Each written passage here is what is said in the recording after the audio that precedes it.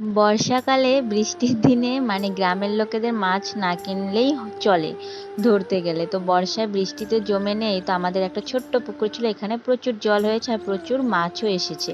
তো আজকে সকলে মিলে ঠিক করলো যে জলটাকে সেচে নিয়ে তারপরে মাছগুলো ধরবে, কারণ আবার সামনে বৃষ্টি হতে পারে, তো বৃষ্টি হলে মাছগুলো বেরিয়ে যাবে।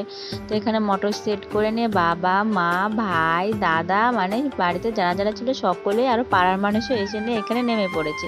তো এখানে জানোই তো, পুকুরে, গ্রামের পুকুরে নানা ধরনের মাছ হয়।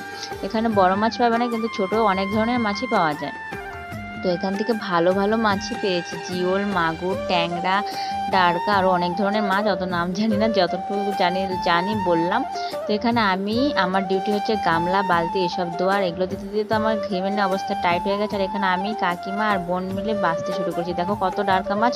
আর এখানে তো আমি একটা দোকান দিয়ে দিয়েছি, ভাগে ভাগ করেছি, মানে কারো যদি লাগে তো বলো। তো আজকের মতন ব্লগটা